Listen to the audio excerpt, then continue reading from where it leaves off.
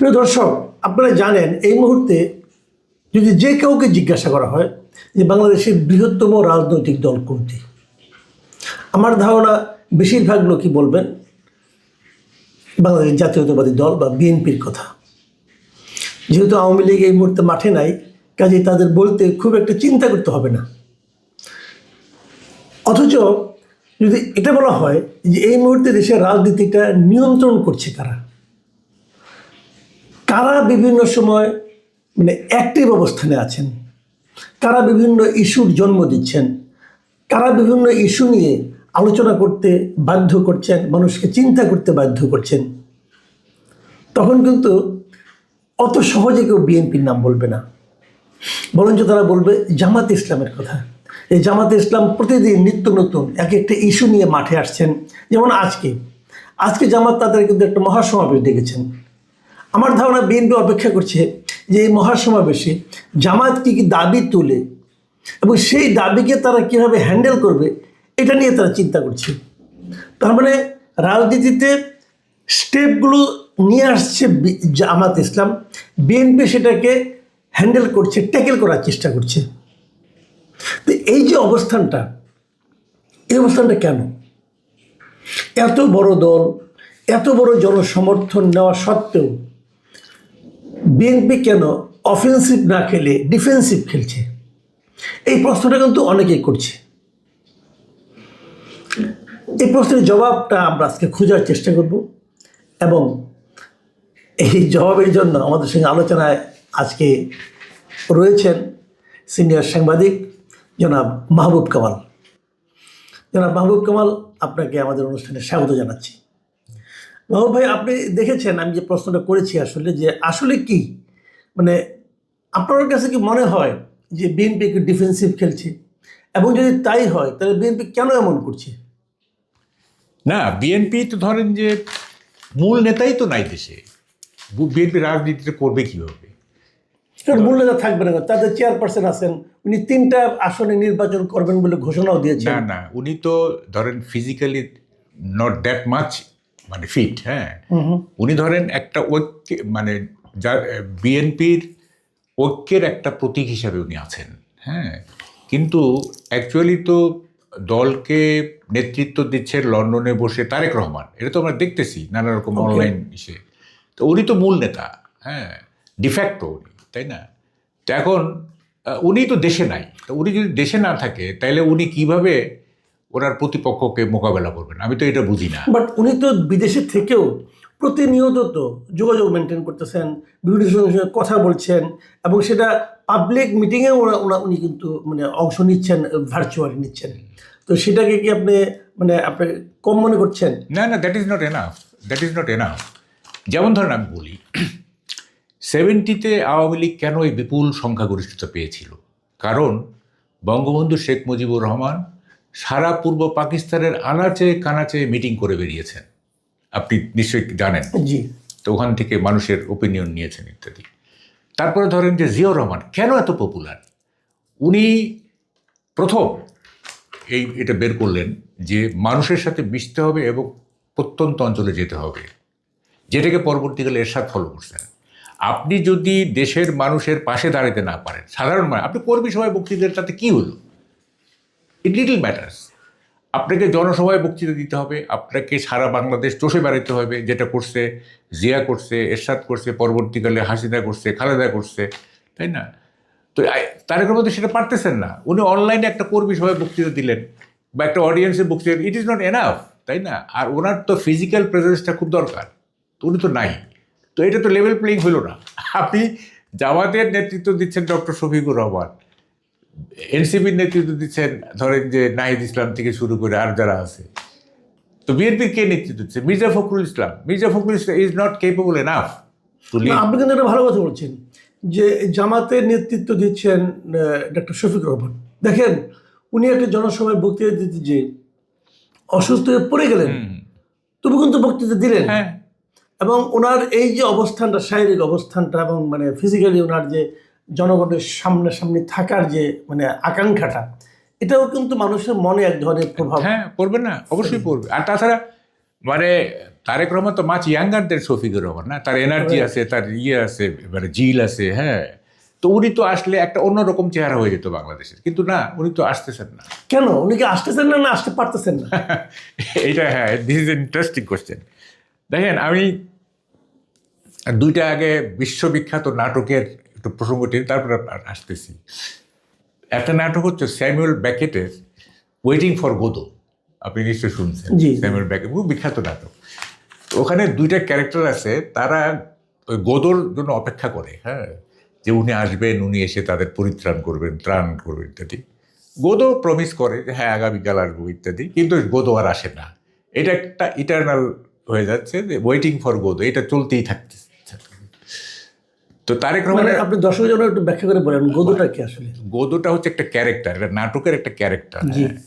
তো গোদোর জন্য আরো দুইটা ক্যারেক্টার নাটকের অপেক্ষা করে যে উনি এসে আমাদের ত্রাণ করবেন, আমাদের পরিত্রাণ দিবেন, আমরা তো, হ্যাঁ, মুক্তি দিবেন ইত্যাদি, কিন্তু গোদো আসে না। তো নাটকের নামই হচ্ছে ওয়েটিং ফর গোদো। জি। তো এখন বিএনপি এবং জাতি is waiting for Tarique Rahman, এবং ওই যে প্রমিস থাকতেছে, গোদো যেরকম প্রমিস, হ্যাঁ আগামীকাল আসবো ইত্যাদি, উনি আর আসতেছেন না। আরেকটা ও নাটকের উদাহরণ, সেটা বিশ্ববিখ্যাত, আপনি সবাই জানেন, এটা শেক্সপিয়ারের হ্যামলেট। শেক্সপিয়ারের বলা হয়, শেক্সপিয়ার হ্যামলেটের মূল চরিত্র হচ্ছে ডেনমার্কের যুবরাজ। জি। তো বলা হয় যে ডেনমার্কের যুবরাজ ছাড়া শেক্সপিয়ার হ্যামলেট নাটক মঞ্চস্থ করা যায় না। আমাদের যে বিএনপির রাজনীতি, এইটা যে যুবরাজ তারেক, তারেক তো আসলে যুবরাজ, তাই না? আমাদের জি, জি। মানে মেজর জিয়া দম্পতির ছেলে, একসময় তাকে বলা হতো প্রিন্স। তো সেই যুবরাজ ছাড়া আপনার বিএনপির নাটক বা জাতীয় রাজনীতির নাটক কিভাবে হবে? হ্যামলেট, ডেনমার্কের যুবরাজ ছাড়া যেমন হ্যামলেট নাটক মঞ্চস্থ করা যায় না, তেমনি তারেক জিয়া ছাড়া এই বিএনপির রাজনীতির নাটক এটা মঞ্চস্থ করা যাবে না। না তারেক জিয়া ছাড়া না, তারেক জিয়ার উপস্থিতি ছাড়া কোনটা বলছে? ওই তো তারেক জিয়ার উপস্থিতি ছাড়া, ওইটি আর কি। হ্যাঁ। তো দেখেন, আপনি বলতেছেন কেন আসতেছে না, তাই না? আপনার প্রশ্নে ফিরে যাই।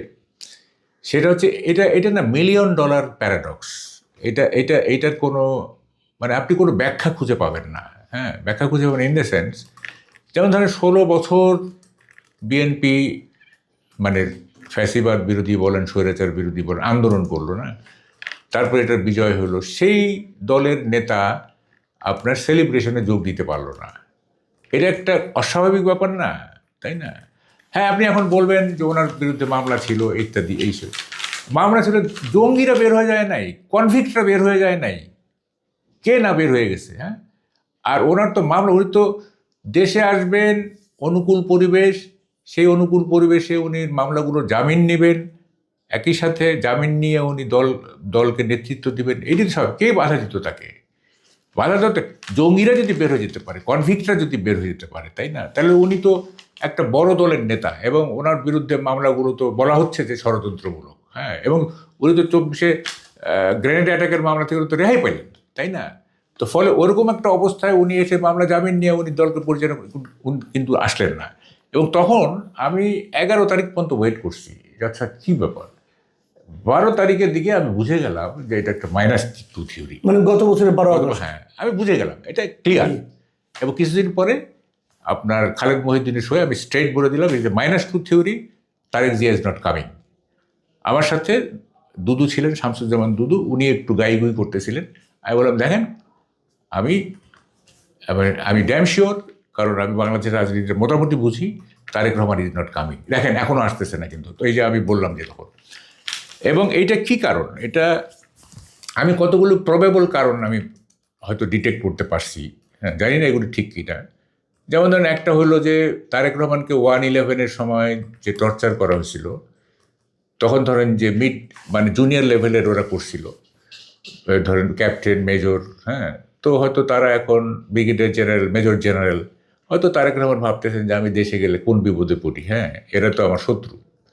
এটা হইতে পারে। আর একটা হইতে পারে, ধরেন তারেক রহমানের সামনে বেনজির ভুট্টোর একটা অভিজ্ঞতা আছে। বেনজির ভুট্টো তো আপনার নির্বাচনী প্রচারণায় গিয়ে আপনার নিহত হয়েছিলেন। হ্যাঁ, হইতে পারে যে এই মুহূর্তে গেলে হয়তো আমার জীবন নাশের শঙ্কা আছে।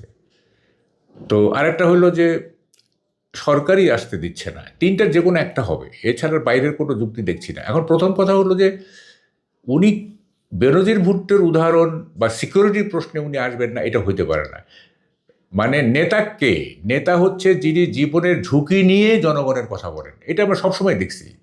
হ্যাঁ, যেমন ধরেন নেলসন ম্যান্ডেলা 26 বছর জেল খাটছেন, বঙ্গবন্ধু কত বছর জেল খাটছেন, কত ঝুঁকি, হ্যাঁ, ঝুঁকির মধ্যেই বাস করছেন। তো এখন মানে যদি এরকম ঝুঁকি ভেবে যদি না আসেন, এটা তো পলিটিশিয়ান বা স্টেটসম্যানের কথা হইলো না। হ্যাঁ, ঝুঁকি ভেবে, ঝুঁকি থাকবেই, হ্যাঁ, ঝুঁকিকে মোকাবেলা করেই আপনাকে তো আগায় যেতে হবে। তো বলে এটার কোনো সদুত্তর নাই, উনি কেন আসতেছেন। আচ্ছা, আপনি যে বললেন যে আমি আপনার সম্ভাবনাগুলো নিয়ে আগে আলাপ করতে চাই। যে আপনি যে বললেন যে -2 থিওরি, -2 থিওরি বলতে আপনি আসলে এখানে কি বোঝাতে চাচ্ছেন? আমি বোঝাচ্ছি আপনাকে। এইটা আমি একটা টেলিভিশনে বলছিও, সেটা হলো যে -2 থিওরিটা প্রথমে ছিল 1/11-এর সময়। 1/11-এর সময় আপনি নিশ্চয়ই জানেন যে খালেদা জিয়া বন্দি, শেখ হাসিনার বন্দি, তাদেরকে কন্টামিনেট করার জন্য দুর্নীতি এই সে, এটা বোঝানোর চেষ্টা করা হয়েছিল যে বাংলাদেশের পলিটিশিয়ানরা হচ্ছে করাপ্ট এবং এরা করে, সুতরাং এই পলিটিক্যাল কোনো অথরিটি যেন দেশ শাসন না করে, একটা সিভিল সোসাইটি, একটা নন পলিটিক্যাল পলিটিক্যাল একটা সিভিল সোসাইটি, এইটা ইঞ্জিনিয়ারিং করছে অনেকে, আপনি জানেন এটা কি, কারা কারা ইঞ্জিনিয়ার। জি, তো এখন এইটা সাকসেসফুল করতে পারে নাই মইনু আহমেদরা, এটা ইন্ডিয়ার কারণে পারে নাই। ইন্ডিয়া শেষ পর্যন্ত মানে বাধ্য করছে আপনার মইনু আহমেদকে to give election and to bring Hasina to power, এটা আমরা সবাই জানি। তো এখন যেহেতু এটা ফেল করলো, তো যারা -2 যারা প্রবক্তা, হ্যাঁ, -2 যাদের ব্রেন চাইল্ড, তারা তো বসে থাকবে না, তাই না? তারা তো কন্টিনিউয়াসলি কাজ করে গেছে, করে এখন এইটা, ওই যে আমি একটা টেলিভিশনে বলছি, ফেইলিওর কি জানেন? ফেইলিওর হচ্ছে to begin again more intelligently. Right. হ্যাঁ, যখন ওটা ফেল করে গেল, তখন আবার যে শুরু করবে, এটা মোর ইন্টেলিজেন্টলি করতে হবে। এখন যেটা মানে হচ্ছে আগের মতো করে করা চলবে না, রাইট। মোর ইন্টেলিজেন্টলি করতে হবে। এখন যেটা হচ্ছে 1/11 যেভাবে করে, যে পদ্ধতিতে করা হয়েছিল, এইটা পদ্ধতিটা অন্য। হ্যাঁ, এটা মোর ইন্টেলিজেন্ট। হ্যাঁ, এটা হচ্ছে, এবং আমরা দেখতেছি তো যে মানে মুখে ধরেন যে বিএনপির কথা বলতেছে, মানে ওই যে কি, মুখে মধু অন্তরে গরল একটা কথা আছে না, তো এরকম চলতেছে আর কি। হ্যাঁ, ভেতরে ভেতরে চলতেছে এরকম, বাইরে দেখাচ্ছে যে না আমরা এবং আলটিমেটলি না, তাহলে এটা কি আসলে আপনার কাছে এই ধরনের এক ধরনের ষড়যন্ত্র, যদি আমি বলি, তো এটা কি বাস্তবায়ন করার মতো বাস্তবতা দেশে এই মুহূর্তে আছে? চাইলেই কি তারা পারবে? দেখেন, আমি বলি আপনাকে, চাইলে পারবে না। এই যে বিএনপি এবং আওয়ামী লীগকে নিরাকরণ করার যে চেষ্টা, এটা একটা খুবই বাজে একটা মানে সিদ্ধান্ত। হ্যাঁ, এর একটা অবাস্তব, ইমপ্র্যাকটিক্যাল। হ্যাঁ, বিএনপি সিদ্ধান্ত না চিন্তা? চিন্তাটাই আর কি, চিন্তা এবং সিদ্ধান্ত অনেকটা। দেখেন, বিএনপি এবং আওয়ামী লীগ এবং এই মুহূর্তে জামাত, এই তিনটা ফোর্স বাংলাদেশের মাটির সঙ্গে মিশে আছে। These are deeply implanted into the soil of our country. এটা মশক নিধন না যে কীটনাশক স্প্রে করে দিলাম আর সব মশা মরে গেল, কিউলেক্স, তারপরে অ্যানোফিলিস যা আছে, হ্যাঁ, মরে গেল। দিস ইজ নট মশক নিধন। These are not only political force, they are social force also. এটা সামাজিক শক্তিও বটে।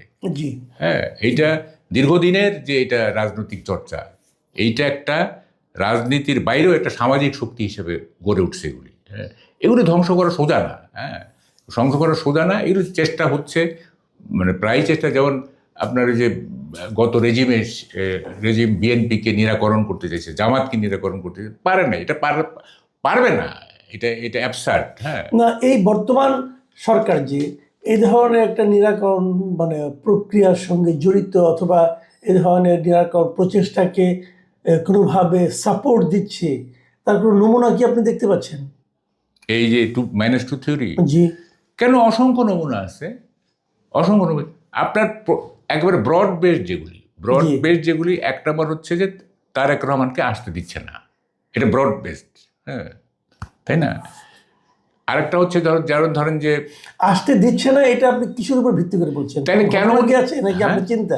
হ্যাঁ, যদি সরকার যদি বলে যে তুমি আসো, তোমার কোনো অসুবিধা নাই, এটা তো যখন নাকি ডক্টর ইউনূস যখন লন্ডনে ছিলেন তখন কিন্তু এখানে স্বরাষ্ট্র উপদেষ্টা যিনি, উনি কিন্তু বলেছিলেন যে ওনার দেশে আসাতে কোনো সমস্যা নেই। শুনেন, ওটা কি এনাফ না? না না না, ওটা কোনো এনাফই না। এইটা আপনাকে তারেক রহমানকে মেন্টালি কনভিন্সড হতে হবে যে আমি দেশে গেলে আমার নিরাপত্তা ঠিক থাকবে। ওনাকে কনভিন্সড হতে হবে। উনি কনভিন্সড না, তাহলে কেন আসবে না ভাই? এই মাটির সন্তান এইখানে যে বড় যে দলটা, সেটাতে উনি নেতা, উনি কী কারণে আসবেন না আমাকে বুঝান তো।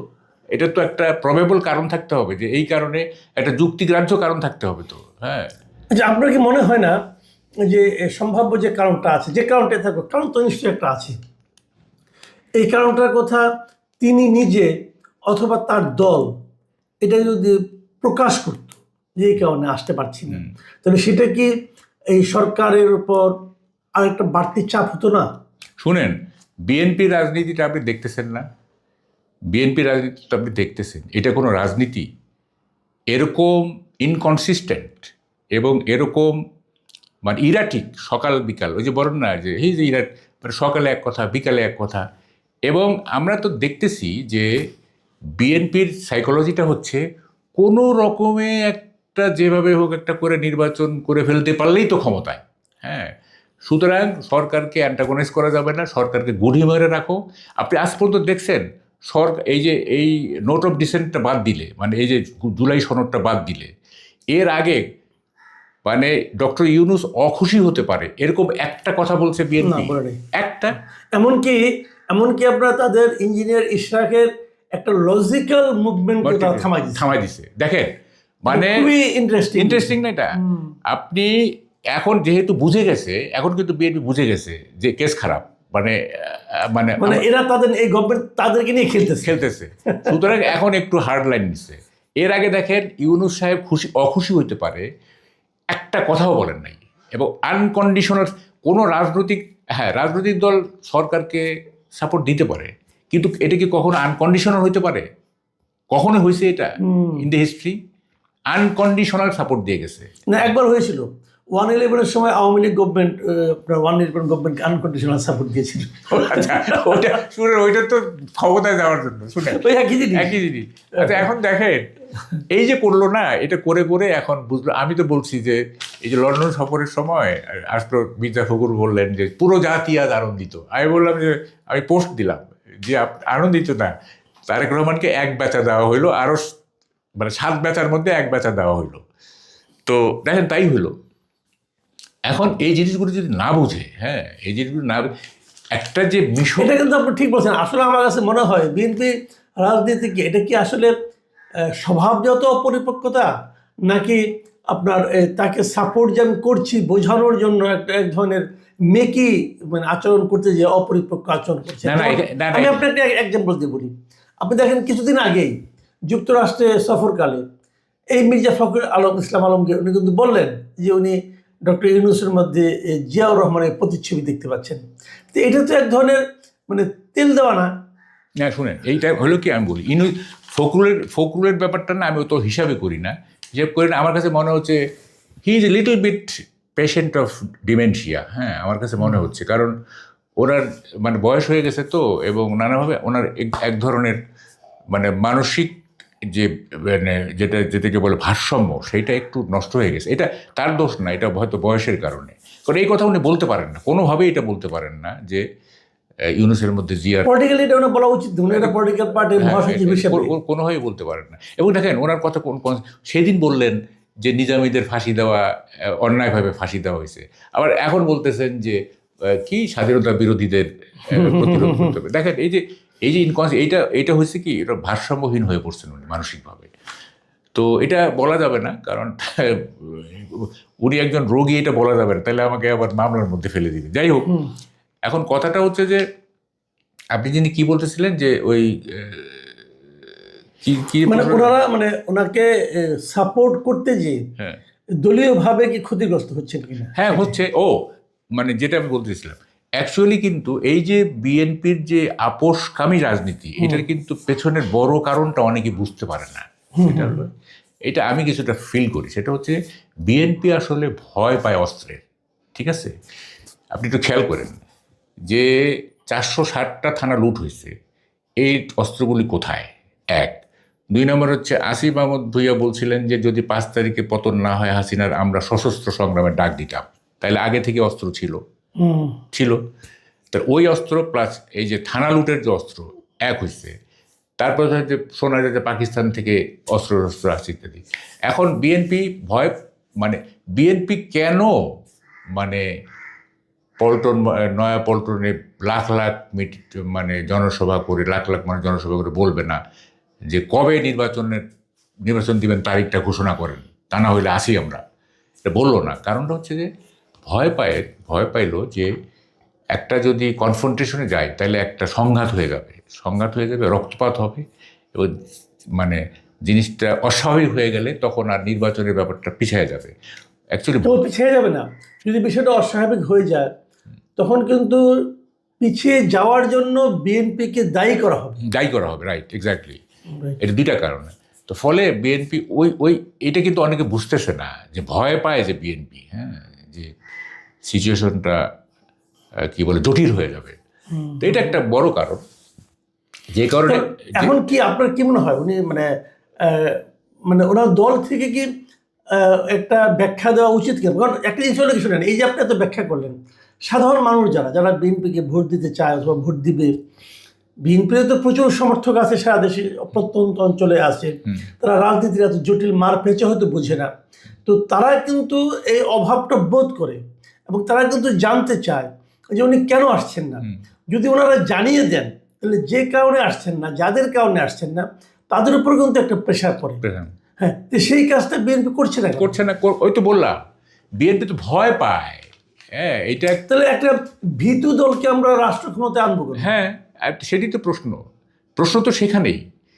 মানে লিডারকে কাকে বলে? লিডার হচ্ছে যে পরিস্থিতিকে নিয়ন্ত্রণ করবে, পরিস্থিতির লেজুরবৃত্তি করবে না, তাই না? পরিস্থিতিকে নিয়ন্ত্রণ করবে, তা না হলে আপনি লিডার কেন? হ্যাঁ, তো আমরা তো দেখতেছি বিএনপি লেজুরবৃত্তি করতেছি পরিস্থিতির, ঠিক আছে?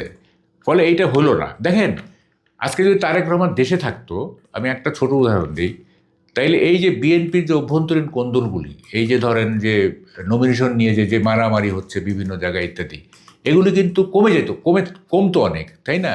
উনি হয়তো ফিজিক্যালি গিয়ে এগুলি হ্যান্ডেল করতেন, বা ওনার সবাইকে ডেকে, আছে না যে একটা আপনি দূর থেকে একজনকে প্রভাবিত করা আর একেবারে মানে ফেস টু ফেস প্রভাবিত করার মধ্যে পার্থক্য আছে না, অনেক পার্থক্য আছে না?